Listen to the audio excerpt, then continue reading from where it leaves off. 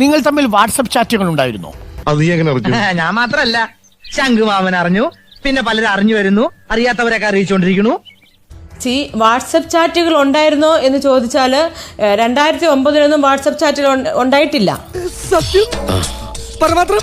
2012 ഞാൻ പുള്ളിക്കാരൻ, കാരണം എനിക്ക് പുള്ളിക്കാരനോട് ഒരു ഇടപാടുണ്ടല്ലോ, ഞങ്ങൾ തമ്മിലൊരു ഇടപാടുണ്ട്. അപ്പൊ ഞാൻ എന്നെ അങ്ങനെ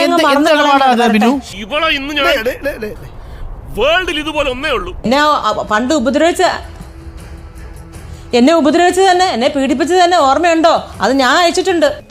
ഒരുമാതിരി ചന്തക്കാരി പെണ്ണുങ്ങളുടെ പോലെ രണ്ടും കൽപ്പിച്ച് അവിടെ ഇറങ്ങിയിരിക്കുക. തറവാട്ടി പറഞ്ഞതിന്റെ യാതൊരു ലക്ഷവും കാണുന്നില്ല. അതിനവളെ തറവാട്ടുകാരി ആയിട്ട് വേണം. ഇതിനിടയിൽ എനിക്ക് ഒരു ബുദ്ധിമുട്ട് വന്നു. ഞാനൊരു സിംഗിൾ പേരന്റ് ആകുമ്പോൾ തീർച്ചയായിട്ടും നമുക്ക് ബുദ്ധിമുട്ട് വരും, സാമ്പത്തിക ബുദ്ധിമുട്ട് വന്നു.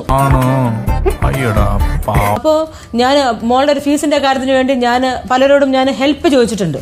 ആ ചോദിച്ച കൂട്ടർ ഇദ്ദേഹത്തിനോട് ചോദിച്ചത് തെറ്റാണോ? തനിക്കറിയാവുന്ന ഒരു സുഹൃത്ത് എന്ന നിലയിൽ തന്നെ തനിക്കൊരു ദുരനുഭവം ഉണ്ടായെങ്കിലും മുകേഷിനോട് പിന്നീട് ഒരു 3-4 വർഷത്തിന് ശേഷം മകളുടെ ഫീസിന് വേണ്ടിയിട്ട് താങ്കൾ പണം ചോദിച്ചു. അങ്ങനെയല്ലല്ലോ നേരത്തെ പറഞ്ഞത്. ഏതെങ്കിലും ഘട്ടത്തിൽ അദ്ദേഹത്തോട് ഒരു സാമ്പത്തിക സഹായം ചോദിച്ചിരുന്നോ? എനിക്ക് ദൈവാനുഗ്രഹം കൊണ്ട് എനിക്ക് സാമ്പത്തിക ബുദ്ധിമുട്ട് ഒന്നും ഉണ്ടായിട്ടില്ല. എന്റെ ഭർത്താവ് ന്യൂസിലാൻഡിലാണ്, എന്റെ മോള് ലണ്ടനിലാണ്. എനിക്ക് അന്നേരം ഇങ്ങനെ ഈ ഫ്ലാറ്റിൽ തന്നെ വേണമെങ്കിൽ, ഇതെന്റെ സ്വന്തം ഫ്ലാറ്റാണ്. ഇവിടെ ആരോടെങ്കിലും ചോദിച്ചേക്കോ, ഞാൻ ആരോടെങ്കിലും ഒരു ബുദ്ധിമുട്ട്, ഇനി മുകേഷ് ചേട്ടനല്ല വേറെ ആരോടെങ്കിലും ഞാൻ സാമ്പത്തിക സഹായം ചോദിച്ചെന്ന് പറയട്ടെ, ചോദിച്ചോ? അപ്പൊ ഈ ബ്ലാക്ക് മെയിൽ ആരോപണത്തിന് തെളിവുണ്ട് എന്നാണ് തെളിവ് കാണിക്കാൻ പറ. വായി കൊണ്ട് എന്ത് വേണമെങ്കിലും പറയാമല്ലോ, തെളിവുകൾ വെക്കാൻ പറ പുള്ളിക്കാരനോട്. മകളുടെ ഫീസിന് വേണ്ടിയിട്ട് താങ്കൾ പണം ചോദിച്ചു.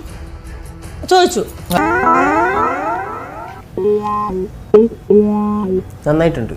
25,000 ഞാൻ ചോദിച്ചു മോളുടെ എങ്ങനെ ഫീസിന് വേണ്ടി. അതുകൊണ്ട് അപ്പൊ തന്നെ പുള്ളിക്കാരൻ ദേഷ്യപ്പെട്ടു, സോറി കേട്ടോ ഞാൻ ടൈറ്റ് ആണ്.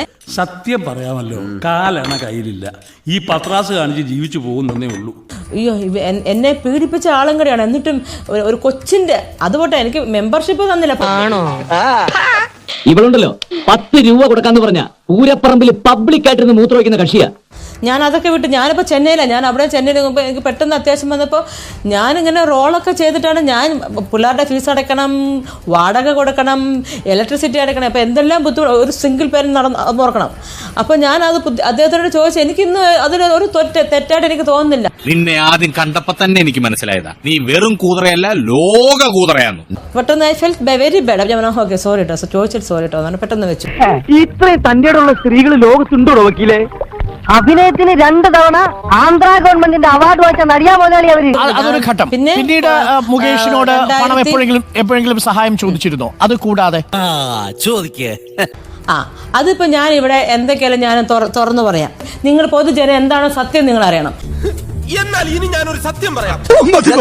ഇനിയും കേൾക്കാനുള്ള മുസ്ലിം പോർ ഇദ്ദേഹത്തിനില്ല. ഇനിയും ഞാനിവിടെ നിന്ന് ഡയലോഗ് പറഞ്ഞാൽ കരഞ്ഞു പോകും. ഉസ്മാനെ രക്ഷപ്പെട്ടോ.